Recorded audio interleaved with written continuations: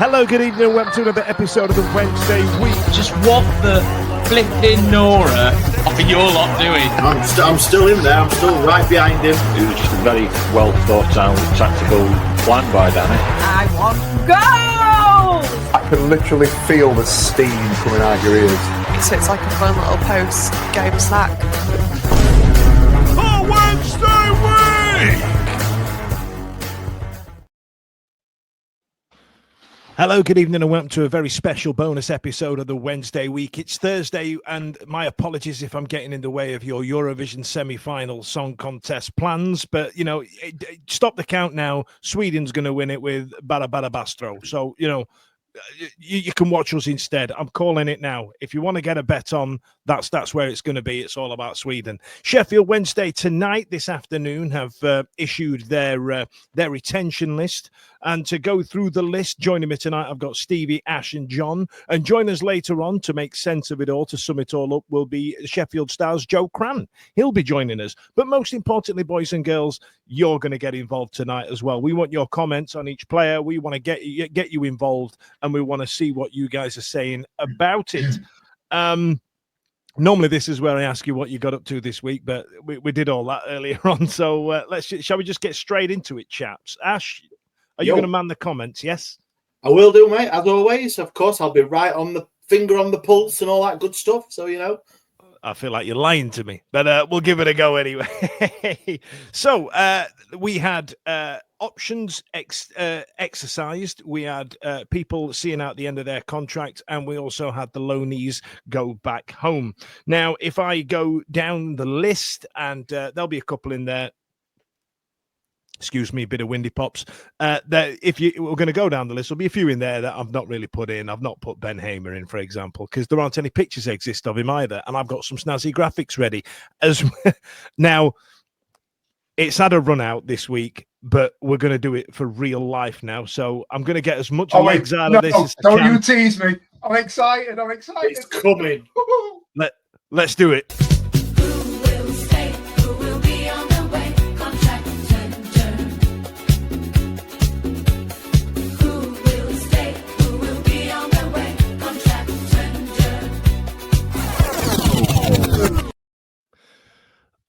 And there you all thought you saw the last of it, right? You know what I mean? And I will warn you, that does get in your head for an entire week. Okay, then. So let me get my list up. First one that was mentioned on the subject from the club was the captain himself, was Barry. Any surprises there, folks? Anybody shocked by it? There is an element of we do need to start preparing for life after Barry. You know what I mean? He's not a young man. He's still technically gifted our best player. And we've lost Shea Charles a little bit. I mean, Stevie, have you got anything to add about Barry getting an extension? I think it's not a surprise. It's not unexpected. I think it's total logic. And I know that latterly, he's getting a little bit older and he can be a little bit more divisive than he has been sort of 5-6 years ago. But for me, he's still our best player. And I have favourite players. He's still the best player that we've got. And I firmly believe that he will still have a big part to play next year. I see him transitioning now, not necessarily next year either, by the way, but I see him transitioning from a captain, a mainstay in that first team squad. It's coming. I think he'll transition away and start to get involved in a little bit of the coaching. But I see him as a lifer, and I welcome it, if I'm honest with you. I think he's been a loyal servant, and when you're talking about people that deserve to be held in high regard, he's up there with the best of them, as far as I'm concerned. I think that's what's going to happen. There's a few comments echoing just what you've said there. John, I'll remove the graphic because I can't see you from behind Barry. Anything to add about El Capitan? Pretty much similar views to Stevie, to be honest. I mean, we signed this guy back in 2016 ish, and we nearly 10 years on. There's been people think that we've every season at least a handful of fans will say we need to move on from him, but every season it's like it proves impossible to move on from because we don't get anybody in to fill his shoes. We don't do it. I mean, at one time we had Kieran Lee, but it was more of a complement rather than a replacement. But since then, we've gone through a plethora of midfielders outside of him. But he's the ever present, and he's Mr. Sheffield Wednesday, isn't he? He loves the club. He's taking coaching badges, so he's got a view to, maybe one day being a Sheffield Wednesday manager. He's just, even though we're outside the top league and have been for a good while now, he's still a club legend, and I think we will. I agree. I think we'll see him retire with us. To be honest, I can't see him going anywhere else. Yeah, he's very much got Sheffield inside him. Do the comments agree, Ash? Yeah. Do you want to hear my thoughts first? I was hoping you were going to put it in, but if you need directly asking, I'll go straight in. What about you, Ash? Where do you stand on Barry Bannan? Yeah, I think this was the one that was nailed on. There was no way on hell on earth that he wasn't going to get another year's contract.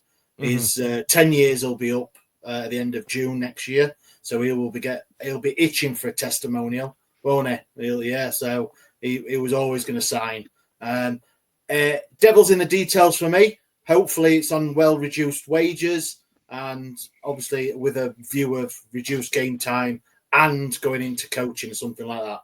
So yeah, I think there might need to be some kind of things put in place like that. Go on, Stevie. Why does he need reduced game time? Because to move on. So if you watch Twitter today and everyone's saying, "Oh, we've offered Pato a new deal, so why can't we move on?" We've got to start moving on. And I think if he's still here, yes, he deserves another year. But if he plays 20 games or 30 games next year instead of the 40 plus that we've been relying on him, we've got to move on. You can't. It's harsh because I understand the servant he's been, and I agree giving him a year because he does deserve the testimonial at the end in June. And no doubt he will get a much better testimonial than Liam Palmer, because Liam Palmer's, and I'll say this because I was involved in organising it. It was shit. It was a shit show for the lad, weren't it? Really. It'd be good if there was some goals. No, I meant the whole event of it. It wasn't testimonial. It was a friendly that they went, "Oh yeah, Palmer, have your have a program. Have a program. Yeah. So anyway, I'm going off the thing. So yeah, but I think with the money, the situation, people are commenting on other people that have been offered contracts, saying X, Y, Z. I think for me, devil in the detail. Yes, give him another year, but with I think game time's an interesting question, Ash, and the reason is that we've tried to move on from Barry. A number of managers have come in and tried to, replace him somewhat, but every time he's sat out of that team, he hasn't, though, has he? If he's been suspended or if he's been injured or something like that, we tend to have had our arse handed to us, or we've been unconvincing at best. And I don't feel that having him around is going to help us move on from it. But do you know what? Do you know what I'm going to do? I'm going to save exactly this for the hot topic at the back end of the show. Let's do that, because I think that's a good discussion. I got a comment. Go on, do it. Craig, he says Ash is not wrong, to be honest. I've got a comment. It's the one that sticks. Yeah. Go on, yeah. Mads Ward, he says Bazza just needs young legs around him. He's still class. Don't we all, Mad Ward? Don't we all? Martin Beebe, Bazza deserves to stay. When he leaves, should be in his hands now. But then that goes to the thing of, are we running or whoever it is who's made these decisions, are they running the club right if you're handing out year extensions because he deserves it? Let's put Barry Bannan now. Let's save this for the hot topic before Stevie gives me one of his 4-minute John Oaks. Come on then. All right then. So let's move on. Next one is Akin for Maywo.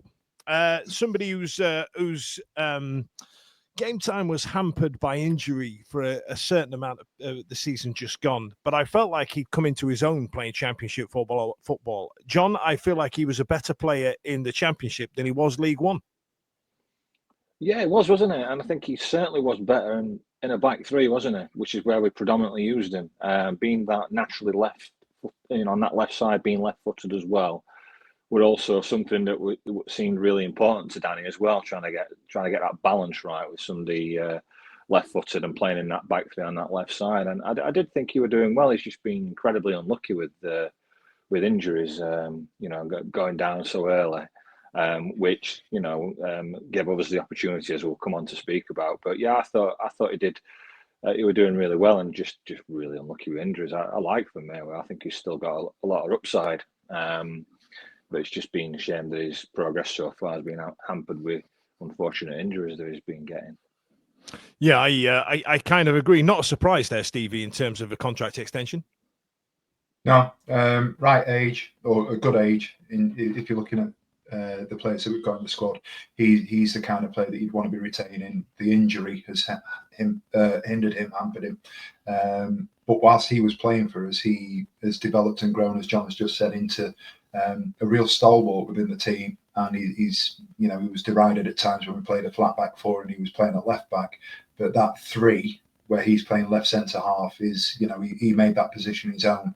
And it just so happens, obviously, Max Lowe went in and did something similar. But I think it's a great idea to retain him. I think he's got, as John again has said, has got a great upside. I'd hope that he signs, and I hope that we see him, have a decent one in the side next year. Ash?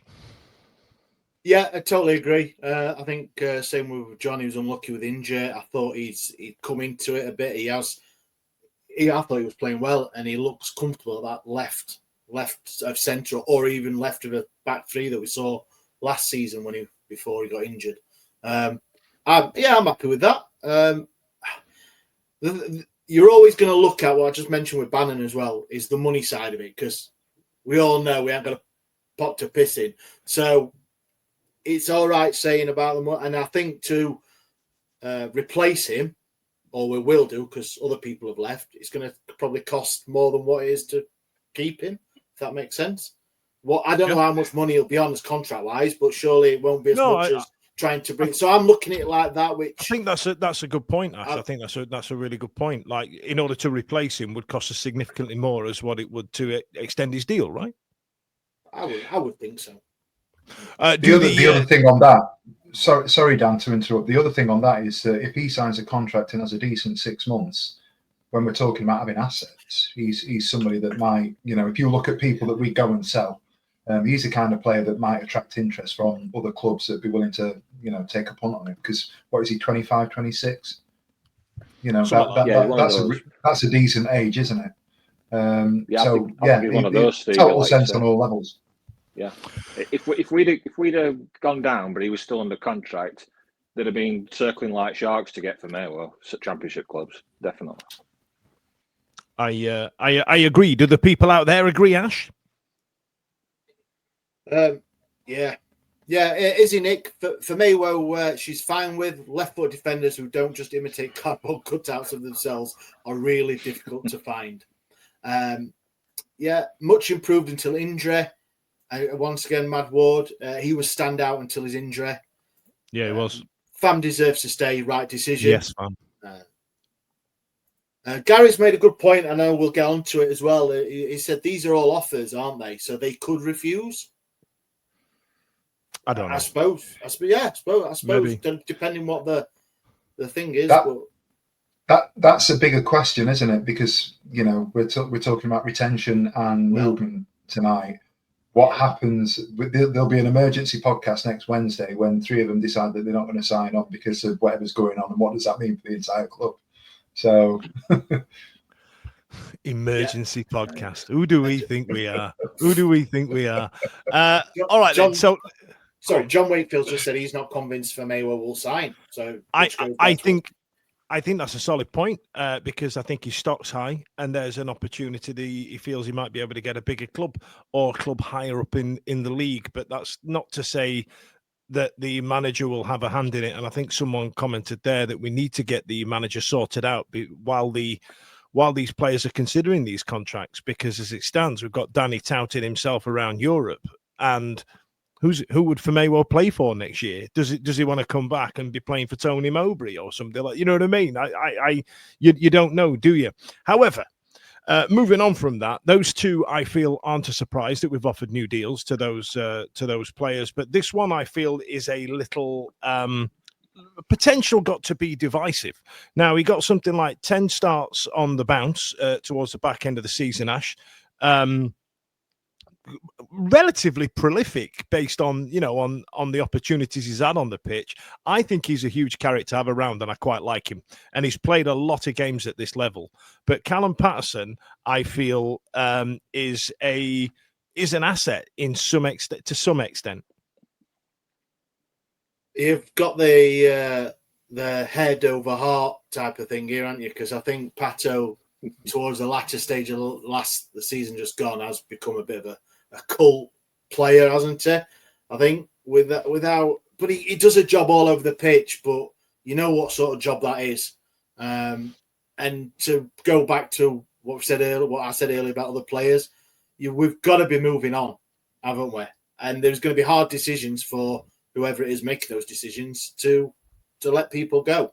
And I go back to what we're looking at. Yes, it might not cost much to replace him, but what he offers you and what he's probably being paid may be a good deal. And like people have said, they are just offers as well. All these that we run about, aren't they?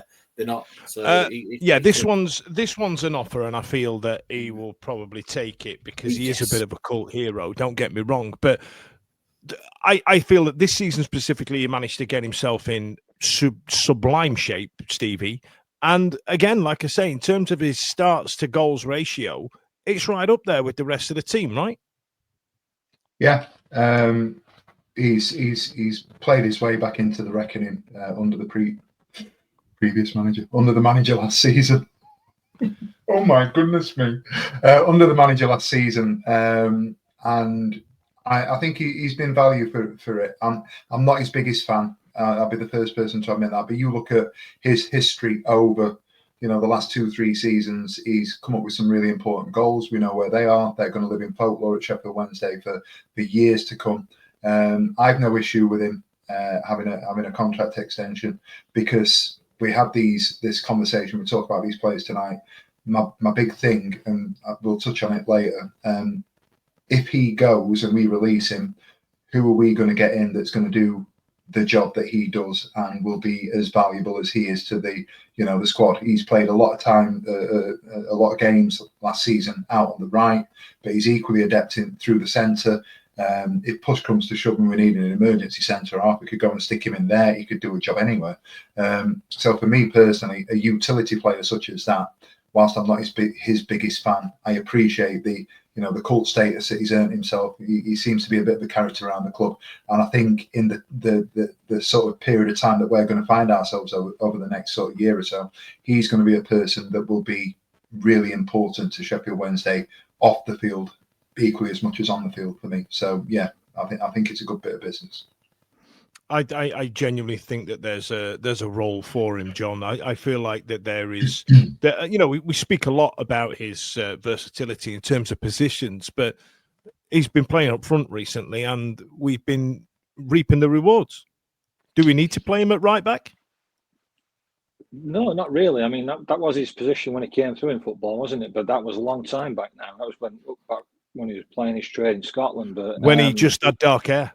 Yeah, exactly. Before the grey came along, and he's moved around a lot. And we even played him on the wing, didn't we, towards back end of last season? And although he'd not got the pace, he was putting some quality crosses in for some of our players in that box. Some really good balls into the box there. And it's funny because we could, as we'll come on to it, but it's funny how two players go different directions, because they find themselves out of favour, get themselves back into the picture, get playing time, grasp that opportunity, and then one gets offered a contract and one doesn't. And as we'll come on to speak, but contract years are a funny thing, because we used to get it a lot with Atinuki, didn't we?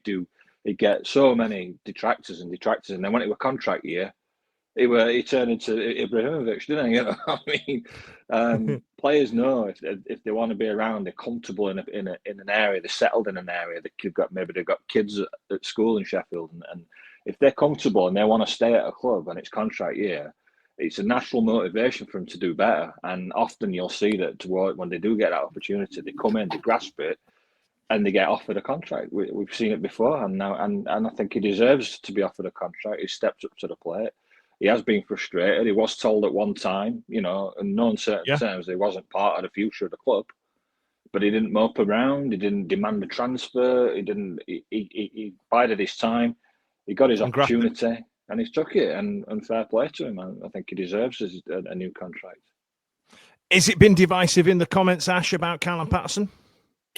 Not divisive. Obviously, there's the detractors like our good friend Blair. I don't think he's a fan of Pato. Gets booked and gives away too many fouls, and he's shit on the ball.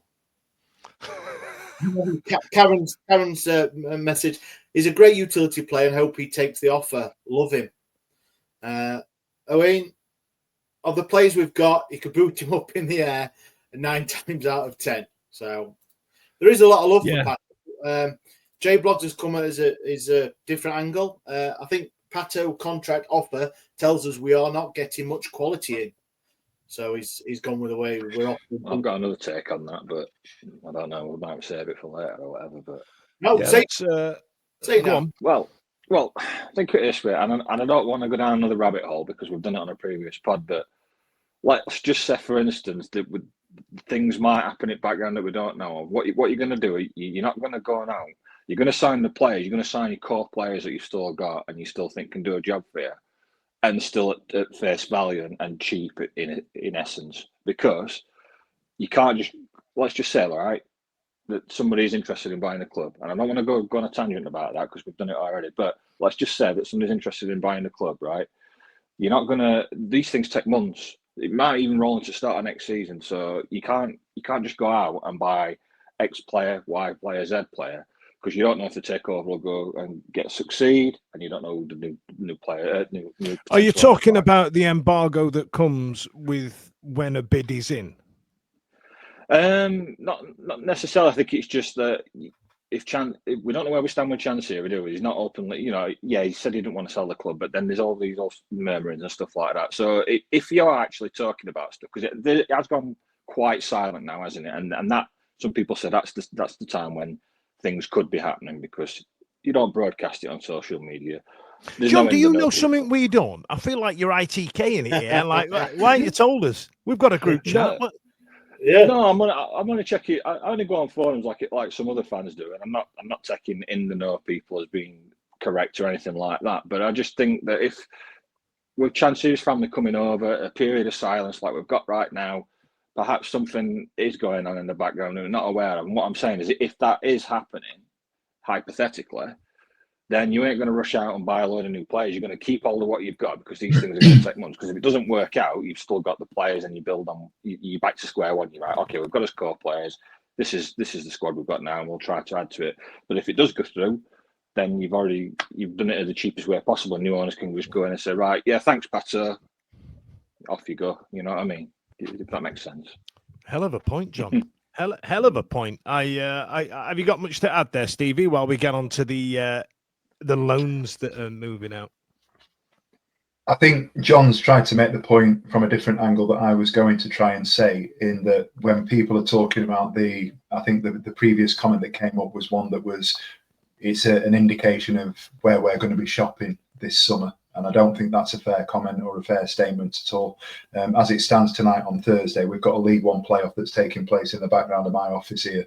The season's still alive at the minute. It doesn't actually cut, and the deadline is May the 17th. Then you've got the contracts that will end on, I think it's June. Is it June 30th or May 30th? Whenever the contracts end, and then that's when the season kicks in. All this business that's going around in the background. Yeah, there's going to be people that are talking. The reality is we haven't got a management structure at the moment that knows whether it's going to be at Sheffield Wednesday or elsewhere. That's as plain as day. However, we have to be seen to be doing right by these players based on the Championship, the EFL's deadlines. So we have to be in a situation where we've got to either retain players or release. We've taken a decision. Whoever's made that decision, many people will argue on Twitter tonight that it's Dapon Chansiri that has released this player, that player, and the other player. And if you look at the micromanagement, it probably is. However, we had to do something, and the players that we've released are going to go, and the players that are going to stay are either going to be valuable additions to the squad, or they're going to be supplementary that we can either move on, or they'll end up being bit part players again. And I think Pato, bottom line is he's either going to be a squad player next season, he's going to be a starter, or he's going to be somebody that will shift. And that's where we are with him. Well, last couple of comments on Pato. Go on. Game changer. No one in the squad else does what Pato does. Scotch 24. Pato brings that special something. He gets under the skin of the other teams. And Mohammed, I like Pato's effort, but surprised we want to keep him. I didn't think you were gonna. I didn't think you were gonna post those ones, Ash, because Mad Ward went with "Well said, John," and then and then Martin went with "What's going John going on about? Shit or get off the pot." So you know what I mean. I don't. What's happening? It was just a theory. It's not. I don't know anything. Yeah. I reckon he knows something. Are you Chance Series advisor? Is that where it is, John? You know what I mean? Yeah. I was going to say. Can we get John saying I don't know anything for the opening credits next season? Yeah. Let's get in. Now, we've had the loans ended. This is no surprise. I don't think we need to expand on this more. James Beadle and Shay Charles have gone back to their parent clubs, which are Brighton and Southampton, respectively. I am not emotionally ready for Shay Charles to come to Hillsborough. So if anybody's looking at signing a player who'd be really good in the Premier League, can somebody take him off Southampton? They need the money. And James Beadle, I think the pair of these, regardless of Beadle's form towards the back end of the season or the middle of the season before he got dropped for Pierce Charles, I think the pair of them are going to have a great career. I genuinely feel that they're going to be great players going forward. I think when Beadle, what is it your nan said to you? When he fills out, I think he's going to be a great goalkeeper. I think there's parts to his game that he needs to learn that he's not going to find at Oxford or at Sheffield Wednesday, and I feel like he needs to go somewhere that's got a bit more quality in order to make him a better goalkeeper. Shay Charles we're going to miss though, aren't we, Ash? Yeah, of course. He's probably this may be I might be going a bit early here, but this could be a question for a summer tweet or something about the best loan players we've ever had type of job. I do seriously think that he is a good player. Yeah, we call that the Kenwyn Jones chat. I don't think anybody's had a more successful loan period in the history of football. But let's go to the players that have been released. Some are quite shocking, and some are, well, yeah, I get it.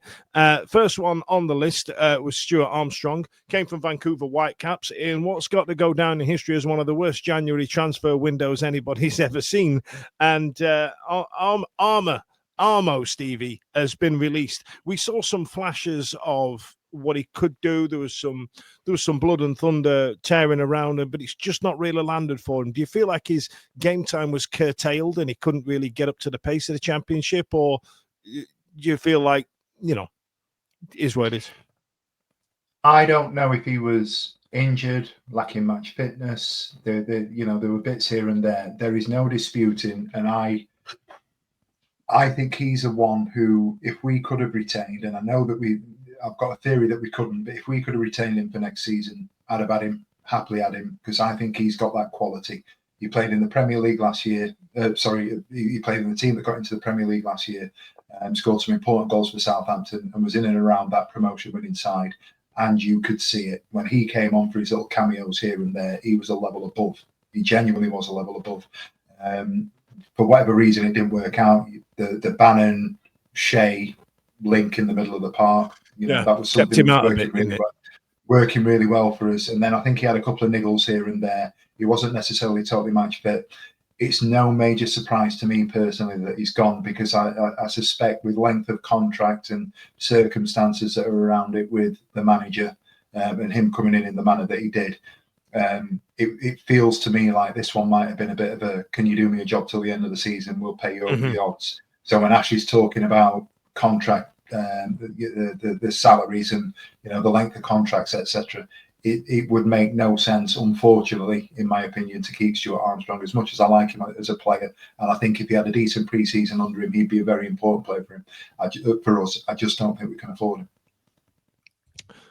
John, I solid points there. I ain't got much to add. Yeah, I mean, just looking, 11 games, 1 assist, had some injuries, never really looked match fit, did he, fully. I think it was more of a signing that you do in the summer rather than in the January window, given the league that he'd come from, given his age, and given how many games he'd got with us to make an impact. I agree with Stevie. I think that there's probably been a financial incentive on a short-term basis there to come and do a job for us. But I think he turns 33 shortly as well, certainly before next season. And I think at his age, he's probably looking for one last decent payday, and I don't think we'd be in a position to give it. We are not the people for one last decent payday, but I don't think it's much of a surprise, Ash. Is it? Is it a surprise to the comments as well? No, I think the surprise is, Dan, that we've reportedly paid some money for him, and then five months later he's left. So I think, do you know what I mean? I think that's the surprise. That there was a couple $100,000 involved, weren't there, or something like that? Is that what it was? Yeah, I think so. Yeah, I think so. But yeah, it's people are just agreeing with what you've said. Like, Mad Stu looked good when he got game time. Izzy says he never got fully fit. I feel if he could have been good for us, clearly didn't quite get the run that he needed. And J Block says, I think the injury got in the way of regular performances. What we did see was good quality. And I agree with that. I think you're right. I think it's been an unfortunate time for him at Sheffield Wednesday, and all good luck to him. Now, this next one just makes me sad. This one I'm devastated about. You know, there's always one or two in the released list that makes you go, oh God damn it. That's harsh. Yeah, George Byers being that one. For me, it's Michael Ehekwe. I am absolutely devastated about Michael Ehekwe. I think he's been immense. Having that extended run in the team because of injury, this is another player that we spoke about that was told his game time was going to be curtailed somewhat. But I am, Ash, I'm gutted, mate. I'm gutted. I am as well. I am. I think it was documented that there was him and Smith. I think was said that there were surplus requirements at the start of the season, and then I think both of them have come into the season and been quite pivotal players, to be honest. So for obviously different reasons, Smith came in because we couldn't hit a barn door with a fucking whatever the banjo's ass. That's it. And Ehekwe is coming because of injuries. And for me, toward the last, 12, 15 games, probably one of the most consistent players form-wise. Yeah. I don't know, is he 32? 30, 33? Yes. 32. So, another centre-back. Yeah, I would have had him. But then again, he may have intimated he didn't want to just be a backup. He wants to go and play first-team football at League One, maybe. So I think I'm gutted that he's going, but I've got no ill feeling towards him. And he still didn't answer the question of who's the greatest ginger goalkeeper that we asked him when he was sat behind us at one of the games. So, yeah. I can tell you who it isn't. Stevie, anything to add about Michael Ehekwe? I was just looking whilst Ash was talking, because we did the bios for the players of the season, and he was nowhere near it and was told that he could leave at the start of the year. And, that's not a major secret. It's not an ITK thing. And he didn't kick a ball. He only played 4 times in the first 26 games. So everything he did, he only had a 20-game period for us last season, and was in the conversation for being our best centre-half, obviously, Bernard got injured, but it surprises me, this one. And I am, because it's the kind of player, for the conversation we just had about Pato and whether or not we should keep or retain. I'm not saying that he would have been the talisman pivot around which everything goes, but Deshaun Bernard isn't going to be fit before the middle of September, is what we're being led to believe. So at the minute, who is going to play centre-half for us next year and do a better job than Michael Ehekwe that we've currently got on our roster, in our squad? Callum Patterson, according to you earlier on. Iorfa divides opinion. Palmer divides opinion. You've got players there that are divisive. There's a universal sort of feel at the moment that Michael Ehekwe is that guy that could have come in and done bits for us. it surprises me. And I know that there's been a couple of pictures and rumours of him going down to MK Dons and blah, blah, blah. If he's dropping down to MK Dons after having the second half of the season at Sheffield Wednesday, something's going wrong for that man somewhere, because he could still do a job at a lower end championship team without question. Yeah, absolutely. I agree. I'm going to skip over you, John. I'm going to go to the next one. Rio Hatsusa. Again, one of the products of one of the worst January transfer windows anybody had ever seen. Not really much to add, if I'm honest. Like, you give it a go, kid. It might have been interesting to see what happened in the summer, but far too lightweight. Didn't really keep up with the pace of the game. I'm being dead harsh, or it is what it is, isn't it?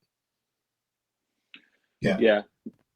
6 games, fell out of, it was weird because we were chasing this guy for a while, weren't we? We were training with the club until while they were making their mind up whether to actually sign him or not, weren't they? And then they decided to sign him, and it was a good bit of PR because it was our first ever Japanese player as well, weren't it? And that would open up another avenue of attention for us, but he just didn't work out, did he? He just lost his way a little bit.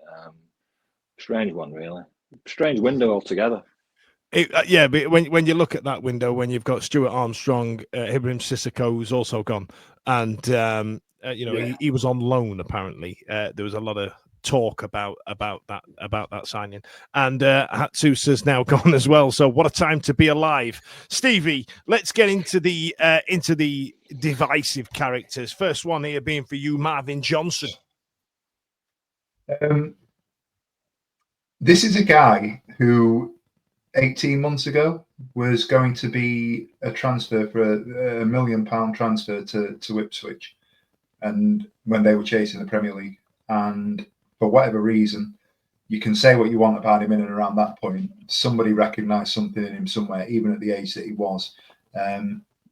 He's kind of fallen off, hasn't he? And I feel bad because I know there's a lot of personal circumstances that have taken place around Marv, and he's been quite open on socials about what's happened. Not he has been, but it's been quite open on social around what's been going on, and people are talking about it not being the best sort of situation and time for him.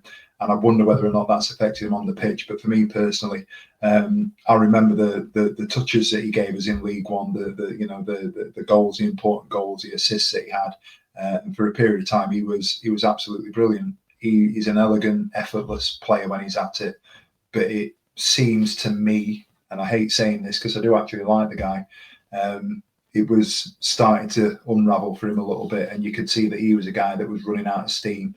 And it's no major surprise that if we're going to have to sort of trim the fat a little bit, you look at the players that we've retained and the players that we've released, he's probably one that begrudgingly I'd say, yeah, it's time to go. And I know that other people say, begrudging, what you're talking about, he's been absolutely shy for the last 6 months. For me, I'll remember the good times, but it's time for him to go. I feel that you're right. There's a lot of off the field stuff with Marvin Johnson about and I felt like his head wasn't in it, and I didn't feel like his heart was in it towards the end either. And also, we've discussed at length on this program that we've played him out of his preferred position for a lot of weeks now, and I feel like that's probably had a factor on it. But I wish him all the best. I don't feel like 100%. Sorry, Dan. I was gonna come to that. I was gonna say, for what over the last probably month on this show, we have slate, and rightly so, on what he's perceived to have not done, on how he's been on the pitch. I don't no ill will to him. He's obviously He's probably one of the best assists that I've seen. That outside of the foot pass to Windass, that one against I can't remember who it was against now, but then obviously the crossing for Aidan Flynn. So he will go down as in Wednesday folklore for that alone, and the whole situation about the first few months of the season where he was training, when we mentioned this, training on his own in Dubai, weren't it? Kicked out of the club. He could have, and he could have spat his dummy out and been really petulant about it, which we think he could well be, but he didn't. He came back because of the change of manager, and he was instrumental as well last season. So absolutely. I've fair play to him. I think he's for what the Blade said about him when we signed him. Again, when they comment, don't they, on ex-players? I think he's been a good servant. It's just a bit shame that the last few months has been a bit sour. But taking that away, I think he's been a good player. I agree. Last one that's been released is for you then, John. Ash, if you don't mind just chucking the comments as we go, by the way. I feel like I'm slowing everything down here. But John, last one on the released is Paul Valentin.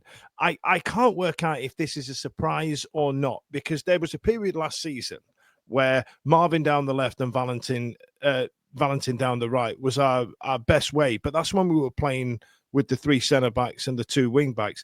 And I feel that this release and Marvin's, if this had been a year ago, they'd have been offered new deals. But I feel like we've moved on from that formation. Would you agree? There's definitely a tactical element to it there. Yeah, definitely. I mean, just looking at last season, he gave us 34 games, a goal, 4 yellow cards. He was one of them players that I think you were clamouring for him to get a game when the team was having poor results and he wasn't coming on. And then he'd come on and he'd look lively, but he was a bit of a one-trick pony, wasn't he? He'd get the ball down the wing, and you know that he'd just try and put his head down and take it to the line, old-fashioned style in many ways. But I think defenders worked him out pretty easily, and I just think he just lost. Once they sussed out what his game were, he'd lost any kind of effectiveness. So I think he were a victim of tactical change and opposition defenders working him out, to be honest, Dan. And I think he was another one that was linked away as well last season. I think there was a foreign club there was a foreign club that was sniffing around him at one time. I can't remember what league it were. Turkey, I think it was. Turkey. That's right. Yes, there was. And I did call him Paolo One Trick for the last 6 months. Yeah. So, but I think Mad Ward's summed it up there. Yeah, decent, nice guy, good pay. Yeah. You know what I mean? And then that one that Izzy Nicholson put up saying that right back is an easier to be. What did you say? Great going forwards, less great going back. I feel that right back is an easier position to recruit than a lot of others, and I get it. If we were still playing that 5 at the back, 3 at the back, however you want to say it, I feel like he'd be in with a shout, because he was very good at getting forward and hitting that byline. But I feel like our tactics have moved on finally from that from the 3 centre back array that we had. Now there's been some options extended, Stevie. Chaz is going to be absolutely buzzing about this one, and just like Callum Patterson, I felt like he's played his way to earning this. Got told at the beginning of the season he's welcome to go, he's welcome to see you later, but Smudge has been offered a contract. What a season this guy's had. On the whole, there are times when he's absolutely blowing out of his ass, where he's grafting. He could start a fight in a phone box. But again, with Pato, I feel that he offers something that, what's the term that people use? Every toolbox needs a hammer. And Pato and Smudge are those. And I feel like when you're playing on a smaller pitch against teams like QPR at their gaff, Smudge and Pato are what you need. Blood, sweat, and piss. It still shouldn't be. You can go on then. You go. Why not? Because he's not good enough. He's going to be a year older. We've got. It's my thing, but once again, you go back to we want to be moving on, don't we? We've got Cadamartra coming back. We hopefully you will strengthen up front, because for me, I just don't think he will be effective next season. I understand where you're coming from, and my response comes from a place of love, because I largely agree with you, but I just think we've got to be very careful with the Cadamartra talk. He's a lad who's done all right for Lincoln in League One. So if we're talking about a lad, we're talking Bailey Cadamartra, aren't we? Yeah. So I'm not Matt. Yeah, I'm not calling for a 15-year-old or whatever to play up front. Well, I've got a theory on that, but that's a conversation for another time. I'm not sure that chucking our eggs in the Cadamartri basket is the right way to go necessarily. The Charlie McNeil one is not necessarily the right way to go. We're talking about having to move on, and I agree with the having to move on conversation, but I very much believe that you only need to move on if we're moving on to something better. And Smudge staying, we've got you talk about the Portsmouth goal, you talk about the impact that he's had. He scored against Swansea, I think it was, scored against Norwich. Was it Norwich? I think when we were 2-0 down and ended up winning 3-2. He's come with some key goals that have made him a bit of a clutch player. I'm not his biggest fan. I'm not a Charlie, a Smudge stan like Charlie is. But I come around to the thinking that this guy will be an impact player for us next year if he signs on. Am I right thinking he needs to sign on? If he stays, he's, No, I think we've extended an option on him, so I think it's happening. So I believe. Okay, so if that be the case, then for me, I don't know whether or not he starts week in, week out, but he started 26 games, I think it was, from the bench this season anyway. So if he continues to do what he's doing this year, fine, because I'm not sure what we'll get that's better. And we've had 3-4 transfer windows now where we've talked about somebody coming in up front or getting a loan player from a Premier League team that he's going to come and score his 20 league goals, put himself in the shop window, etc., etc., etc. That's not a one transfer window situation. We've been talking about this for nearly 2 years now. It's not happening. So unless somebody can tell me where we're going to get a better output than Michael Smith in the current circumstances that we're in, I think it's a no-brainer. Yeah, I think he's going to be one of those players that'd be expensive to replace, and I think we've got a decent striker waiting in the wings, but I still don't feel like he's the finished article. I feel like Cadamartri's got something there, but for some reason I don't know what it is, and it might be George Hurst who might have burnt my fingers with it, but I feel like his dad's sniffing around to get him a better deal at another club. I don't know why, but there seems to be some touting, but I'm reading between the lines on a few posts on online. The other option extended, John, was a surprising one for me. No, sorry. Surprising is a ridiculous thing to say. He's our most prolific striker of this millennium. He's our most prolific goal scorer of this millennium. He'll go nuts if he hears me calling him a striker. But he's been super hot. And he's been a bit cold in some games. But I genuinely thought that there was some kind of thought process that he was moving to the States because that's where his missus from. We put 2 and 2 together and got 5. But we've got Josh for another season. That's not a bad thing, right? I just hope his head's in it. Yeah, that's the thing, isn't it, with Josh? Because it did seem like he was looking, he's been linked with Brazil, and he's been, not the national team, obviously, but he's been linked with going to Brazil to play his trade, and he's been linked with America. It felt like some of the body language towards the end of last season, and I know he's a bit of a moaner anyway, isn't he? But some of the body language sometimes suggested that he wasn't 100% happy, and he did perhaps want to, try for pastures new. So to offer him another year, I don't know. Is that a bit of insurance? I don't feel like we've offered it him. It feels like more we've inflicted it on him. So it's triggered it rather than like offered it. So is that a bit of protecting one of your better players so that you can get a fee for him should he want to move on? I think that might be the thought process. If his head's not in it, and someone offers us genuine cash money, I think it's something we should consider. Not that I want to see the back of the goal involvements that he does, because when he's on it, he's outstanding, and I think he's lethal.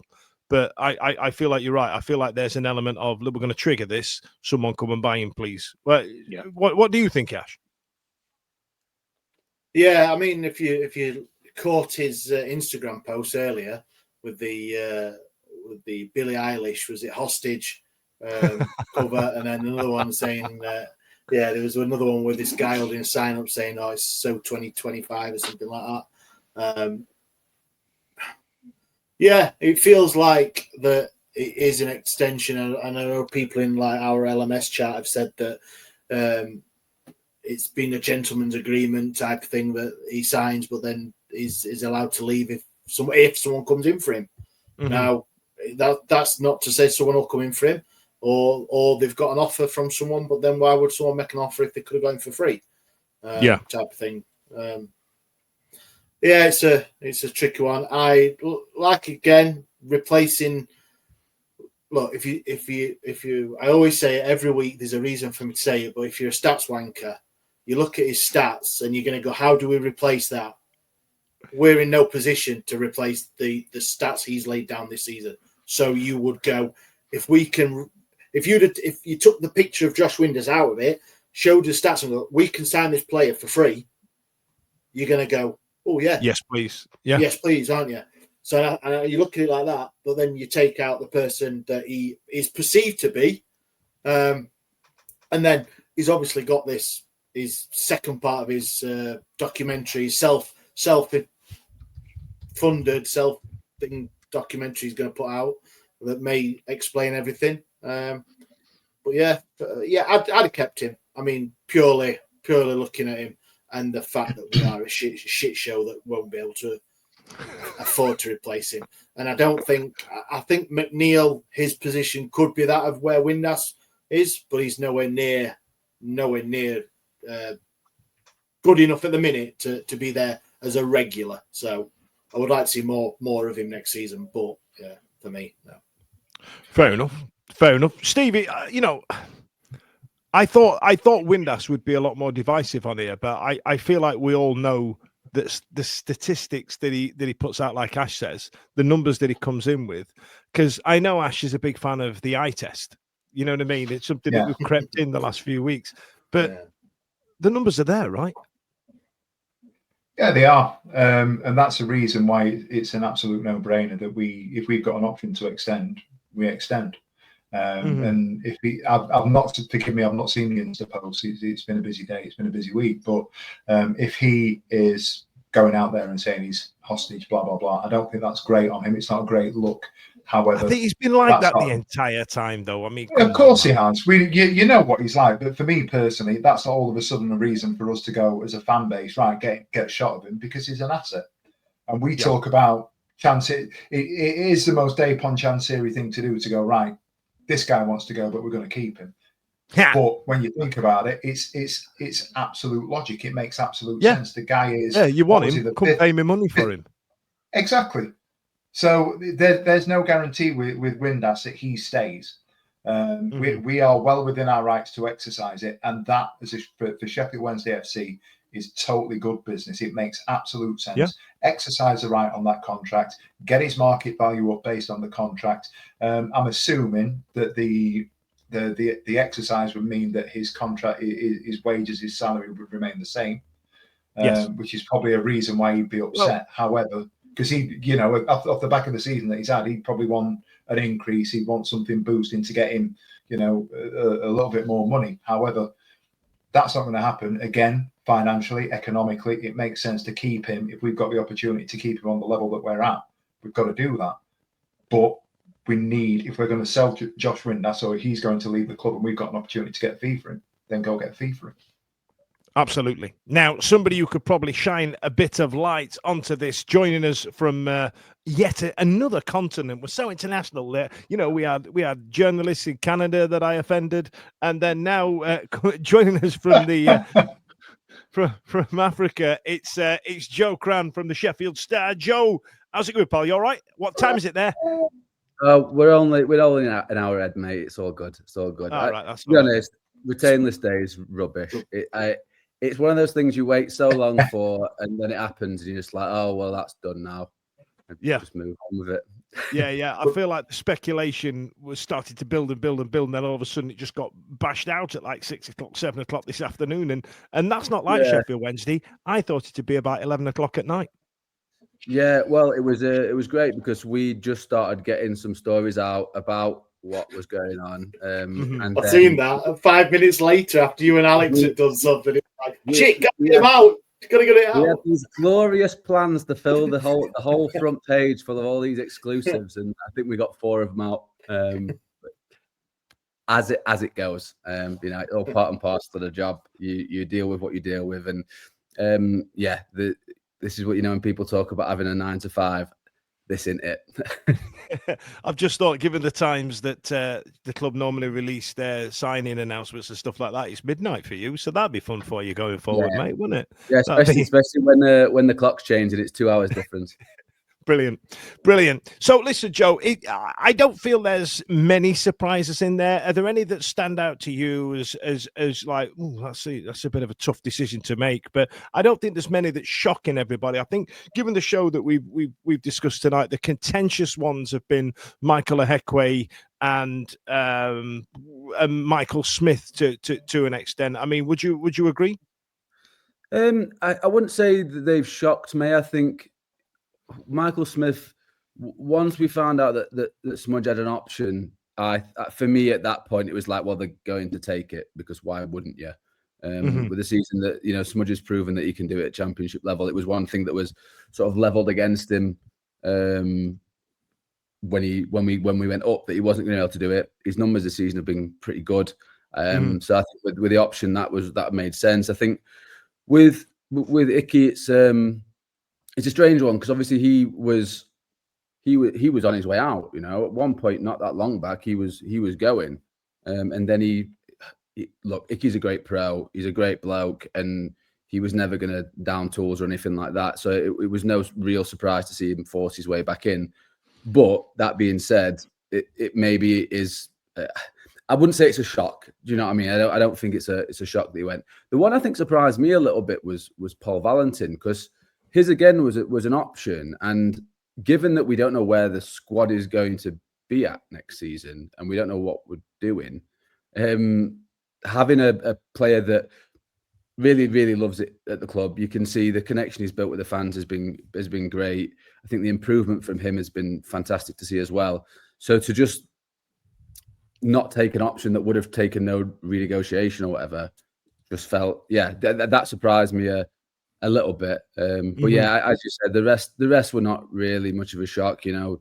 Offering Pato a new deal, I mean, he's a Swiss Army knife, and I think anyone who's read anything that me and Alex have ever written knows what we feel about Callum Patterson. So yeah, 10-year contract for me. Sort it out.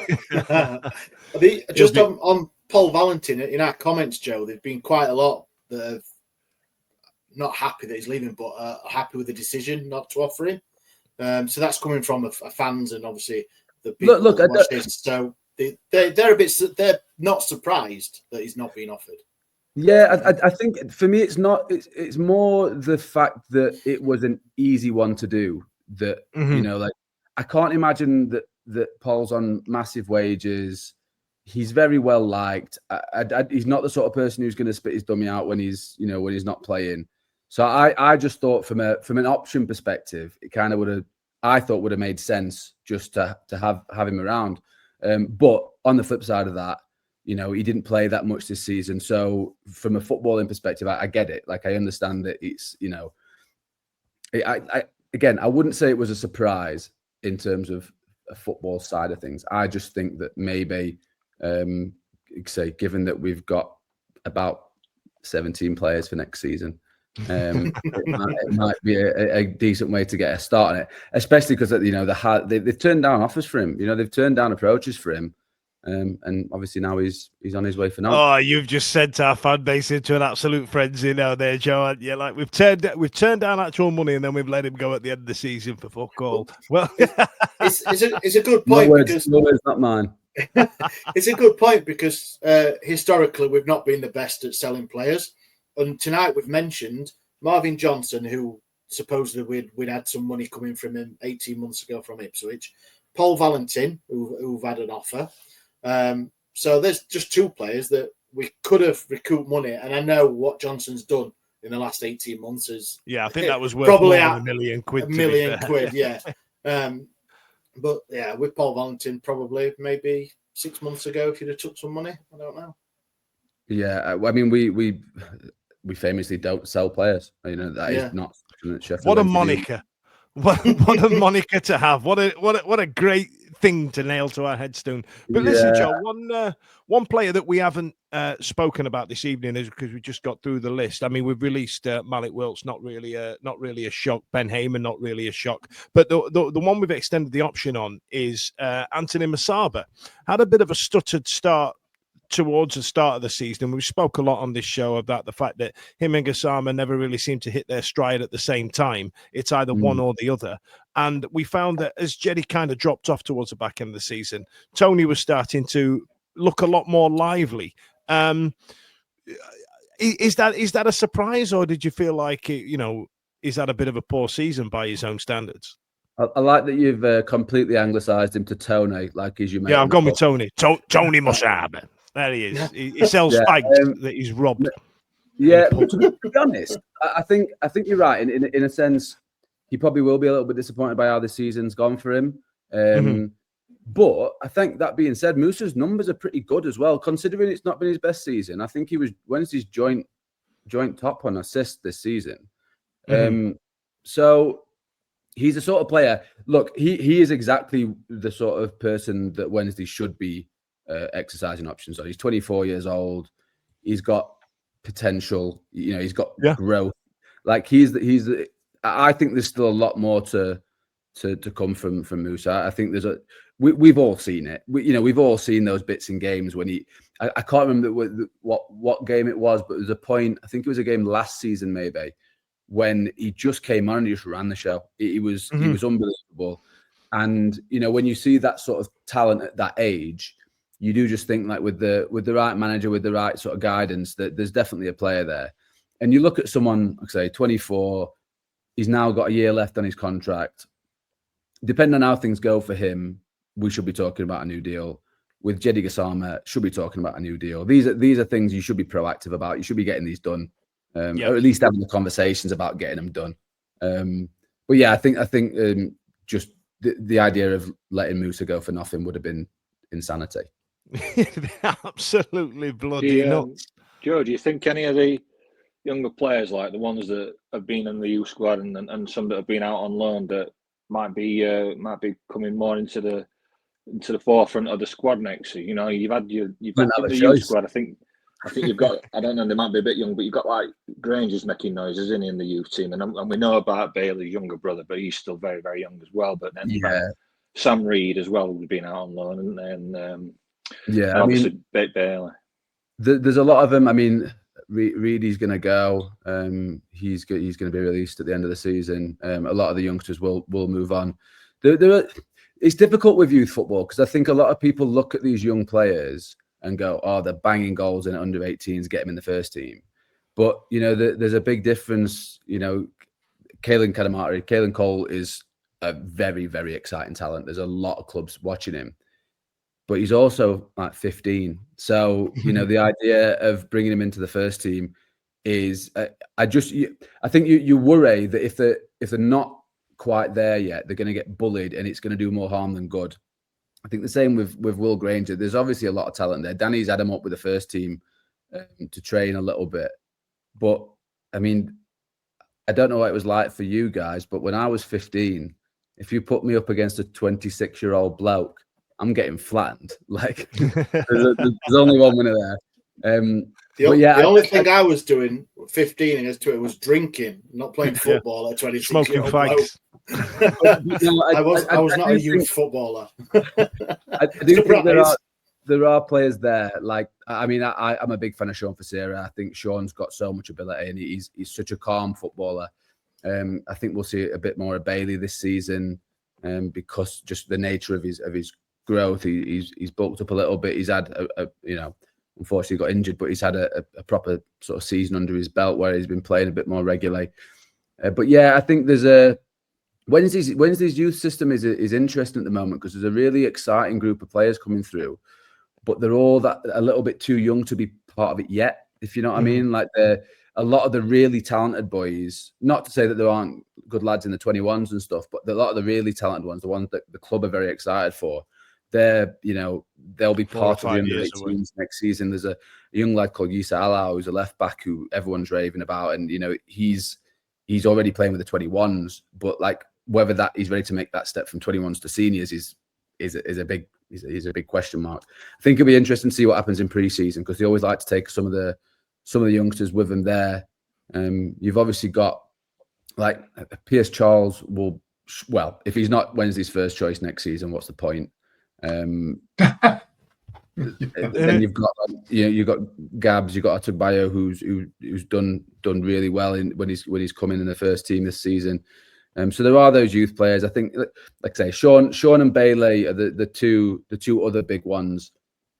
But I do think that if we keep an eye on what happens at under 21 level, there's a kid called Ernie Weaver who's just going to be stepping up to the 21s. He's very highly rated. He unfortunately missed the semi-final because he picked up a little bit of a knock before it. But people like Ernie, Mackenzie Maltby's got he's got lots of ability. He seems to have been around for ages, doesn't he now, Mackenzie? Yeah, I remember interviewing. I interviewed Macca. He was captain of the 18s a few years back when I was covering the Youth Cup, and you often get obviously it's nothing to do with his actual footballing ability. That's a different thing. But chatting to Macca, even then, he sounded like a leader. Like he sounded like a grown man, and I think that's such an impressive quality to have as a teenager. So I've been sort of watching him develop since then. I've spoken to some Scarborough fans, and he was apparently unbelievable for them. They've all said that he's got a real future ahead of him. He won their Young Player of the Season this year, so Macca could be one to watch. He's got a bit of everything as well. He sounds like a Victorian footballer, which I think is a great trait to have. But no, he's very good on the ball, and he's powerful as well. So yeah, given that we've got no centre backs, that might be one to watch. Yeah, there you are. We've had a great comment Ireland actually from Simon Oak there, Joe. Got a great comment from Simon there saying, "So can we expect Champions League in 5 years, Joe?" Am I hearing that right? I'm already excited. So you heard it here first. It's a Joe Cran exclusive. Yeah, I mean the problem you have at youth level, like a genuine issue you have at youth level, and it's not really a criticism you can level at Wednesday, is you have no real way of keeping hold of these youngsters. If you can offer scholarships, but you can do all these things, but until they've signed a professional contract, which they can't do until they're 17, any club can come at any point and just go thanks and take them. I mean, obviously there's compensation involved and stuff like that, but a lot of the time that compensation is, I mean, it can count on, it's very complicated, but there's a lot of things that count towards it, like the amount of whether they've been offered contracts before, whether they've been in positions where they've played for the first team, all these kind of work in like a tally, and it adds up. I mean, Wednesday lost a couple of players to Brentford. I don't know if you remember a few years back. I think they got £1 million for the two of them. And there was nothing they could do. Like Brentford just came and said, "We want those two," and then they went to Brentford, and that was it. So like it's all a bit complicated, and Wednesday being in the situation that they are, and this is really nice to say, as a mid-level Championship club, is when certain teams come knocking, there's not really much you can do about it. Can I just ask you a question, Joe? And you can tell me to piss off if you want, mate.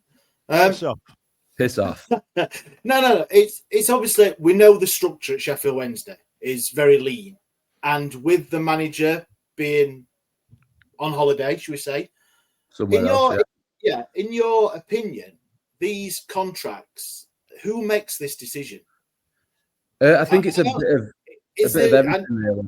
Is it? Is it like the owner and he says his advisors? He always says that, doesn't he? He always says his advisors. I think. I mean, look, I know Danny made his recommendations before we left. Danny did make his recommendations because look, Danny's contracted for next season. That is the crux of all of this. Danny is as things stand, still Sheffield Wednesday manager. Like I know there's been a lot said. Yeah. But like that is the case, and Danny did make his recommendations beforehand. I think, look, there'll be various factors involved in this. You've got Kev Bedell, who's heading up the recruitment side of things. When it comes to the youth setup, the first team manager probably won't need to get so heavily involved in that because you'll have John Pepper, Andy Holdworth, Andy Sharp, all the young academy people. They'll be making those decisions with a little bit of input from the first team. But I think this is an interesting one this season because I think you look at that side, and as we alluded to earlier, that there weren't many, I suppose, controversial decisions to make. I think that whether it was Danny, whether it was the chairman, whoever it was that made the final decision, yeah, I haven't seen a single person who's raging at that retain list. Do you know what I mean? Like, there's people going, oh, I might have done this differently or that differently, but I don't see anyone who's looked at it and gone, oh, well, this is an absolute disgrace. And I think that no matter what route they'd taken, unless Barry Bannon hadn't been offered a contract, I think most people would have been happy with everything else. Yeah, I don't think we've quite got the George Byers backlash. I think that's what it's going to be referred to as going forward, if I'm honest, Joe. Yeah. But listen, that was absolutely box office. I really appreciate your time, so thank you very much. I wish you as much sleep as you can get throughout the summer, because I feel like, given that we've only got 17 players, I feel like you might have a busy one, Joe. Listen, if you... in 19 now, we've exercised those options, so we're on the... Come on! Nearly a full squad. Joe, thanks a lot for joining us, man. Listen, I can see you guys have fired some questions in. Send them to him on X, because he loves that, don't you, Joe? You're a big fan of that. I'll copy and paste my my answer out. Yeah, there you are. The one that says, if there's news, I'll report it. Thanks, Joe. See you later, bro. Thanks a lot, man. Cheers, guys. Night. That was Joe. He's give us a bit of his time, bless him. That was nice of him. So, right, I promised you to wrap this up for the last 5 minutes. I promised you a hot topic, didn't I, Stevie? So, do you want me to play the theme? Let's do it. Hot topic. I can't really remember what it was. It was something to do with Barry Bannon, wasn't it? Yeah. Yeah. Ash, go. What was it? What about my point? What was my point about Bannon? Reduced time. It was an hour and reduced time, reduced salary. Devil in the detail was it? I believe I okay. said. Yeah. So what was the question that was sat in there then? So do we still use Barry Bannon as we've used him before, as a first team regular, club captain? It carries on and he is, or do we start winding him down? Would that be the right way of putting it, Ash? Yeah, I think yes, it was. Sorry, Lewis Jordan's just put your hot topic theme thing just woke the cat up. Nice one, Dan. Yes. It was basically my take on Bannon's contract thing. It was always going to happen. I'm okay with it happening, but the devil in the detail was reduced terms, reduced playing time, with a view to obviously doing this fabled replacing Bannon with somebody. Do you know what I mean? So if it was still on the reported 40 grand a week that Chris Wilder loves to quote, then I would say, but it is an offer though, isn't it? Again, it's one of these where we're saying that he signed, but we've offered him. So he might not want to, but I'm sure he's been here nearly 10 years. And like I say, I'm sure he'll want his testimonial. So, all right, then. So who wants to go first then? So you go on then, John. You weighed in on the hot topic. Yeah. I'm just going to say there's a simple answer to it all, and that's get someone in better. And then he'll have less playing time. And he'll naturally, come off the bench or be sub more, get somebody better. We've been saying it since 2016. So here we go.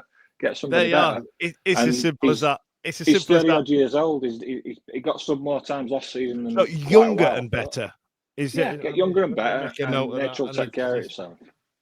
Just gonna make it. So you're saying that you would start managing his game time somewhat. Yeah. I think it'll naturally get managed anyway, Dan, because he's 36.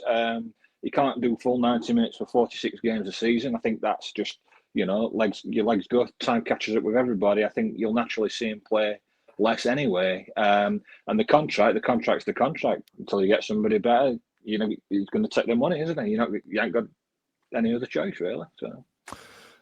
Okay, Stevie. So John says manages game time somewhat. We should start looking to the future. I think, if I'm honest, I think the back end of this season was the first time I've ever seen Barry Bannon slow down somewhat in terms of energy across the field. Danny had no issues hooking him when it wasn't his type of game. So where would you sit on it? I agree that he looked tired at the back end of the season. I think he's carried a couple of niggles, but I think John's hit the nail on the head, if I'm honest with you. If we're talking about offering him reduced terms and we're saying this, that, and the other about his contract status and everything else, get somebody better. Get somebody better. Get somebody who's going to go and play that position on a more regular basis and do it at a higher standard. I have no affinity to any player at Sheffield Wednesday, bar one, who I think should be playing more than any other. The best players should be the best players playing, and I genuinely believe that Barry Bannon will still be our best midfielder next season. I have been afforded the opportunity to sit with some players that have played at a decent level, and when they sit and talk about Barry Bannon, if you ask ex-pros that go and watch Sheffield Wednesday who the clutch player is, who the go-to is, they will always say Barry Bannon. And he does little bits that, mere mortals like us, if you like, don't see. The little bits that professional players at that level will say, oh, but he did this and then he did that, and look how effortless this was. Things the way that he used his body, all of us, it's so good. Just the touch here, the movement there, and he gets derided for misplacing passes. And I just think his misplaced passes at times are because he sees things that players that he's playing with aren't on the same level as. And I call that the Chris Brunt effect. That was the first time I ever saw that type of thing. Chris Brunt used to play these beauty balls through to the striker, and they were never ready for it because they'd be like, "You're not going to get that through there." He did. Yeah. It'd be great, and I think Harpo Speaks has just put in the comments that he loved having Charles alongside him last season. Our challenge isn't necessarily to manage Barry Bannon. Our challenge next season is to find somebody that can go and complement him, and if we can do that, that middle of the park, I think will be all right. Do we need to manage his minutes? Maybe. We've got players like Modric that are playing at 40 years old in Madrid. I get it's a different sort of standard, but we've got Ronaldo still playing at 40. Barry Bannon manages himself. He doesn't get injured often. He is a little bit older. Yes, his legs are going to go a little bit, and that might mean that we have to change the way he plays in terms of his physicality. But his technique is still the technique that he's got. He can still do it. It's still there. Let's get people around him that can make him the talisman that we have heralded as long as we had. And let's just see if we can build that team that we're going to need next season, because of the circumstances that we're going to find ourselves in. I think he's a key player for us. I just move on from Bannon. Sorry, Dan. Tom Matthews, please comment on how much does a 25-year-old Bannon cost nowadays? And then James come back with, we did get 25-year-old Bannon on a free. Yeah, but nowadays. But nowadays, I know. 10 years later, yeah. I know. It's us getting 25-year-old Bannon on free, for me, was like getting James Ward-Prowse at 25 on a free. I think it was that type of signing. And then we didn't know what to do with him for 2 years. We stuck him out on the left wing. And then now he's become our absolute talisman. But Ash, I want you to wrap this up and then go into the comments. You've got the deciding vote. What, with regards to... the hot topic that we're talking about. Well, this is my question, my thoughts sparked the hot topic. So yeah. It was, sorry, yes. I think. Oh, it's me, isn't it? It's you, yeah. Is it me? Is it? I don't. Get yourself ready, mate. Get yourself ready. Get yourself ready. Dan Fudge of the Wednesday Week. Hello. What's your take on this tonight's hot topic? It's an interesting one. It's a great question. Thank you very much. I feel that, like I said at the start, I feel like Barry Bannon's legs are starting to go in terms of his ability to get a lung full of air. As Stevie says, and he's absolutely bob on, the quality is still there. Like, he is absolutely incredible. But the question I would ask, in order to fall on John's side, and I'm going to get splinters on my ass, is that are we losing a midfielder by having somebody else do his running for him? I feel like it worked very well with Shea Charles last year, but there was times when I wish that we had another midfielder next to Barry who could move the ball. I like an MC. You know what I mean? You have Cam and you have DCM, DMC, right? And I like two box-to-boxers and maybe a DMC behind them and pay 4-1-3-2 or whatever. You know what I mean? I feel like we're wasting a position by having someone young and fast and can get a lung full of air running around Barry Bannon. However, I also feel that we would lose him and his quality if we started managing his game time. I think there was a comment that I saw earlier on and it said something around. It was this one here, and it said it was Izzy, and she said he does so much for us, which is why we miss him so much when he's not playing. We still haven't found a solution, and we really need to think about what that will be. And I think there's been a number of managers that have endeavoured to try and find a replacement for Barry Bannon, and it's just never landed because he is that good. I haven't answered your question. The truth is, I don't know. Thank you, Daniel. So I tell you what, actually, Ash, then you could play the thing and say that was tonight. Go on, do it, give it the beans. What do you want me to? Oh, go on. Do I have to? You're on. Do I have to? So thank you very much. As you all know, that was tonight. Hot topic. Brace yourself for another theme tune as well, ladies and gents, because this Monday coming up, if you haven't already filled in the Google form, it's next week's award show. And to give you a sneak preview, don't play it. Don't. It's coming for you because I'm going to build up excitement. It's that good. It's that good. You can tell I'm not at work. It's the Wednesday Week Awards. Let's break into song. Who's been good? Who gets the good?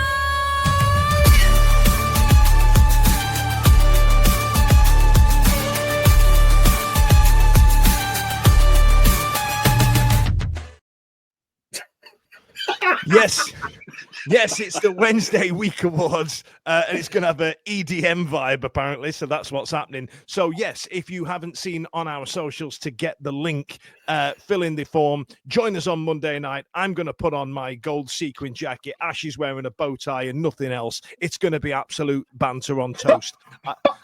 Like Frank Butcher. Like Frank Butcher, it's going to rotate and everything. That's going to be it.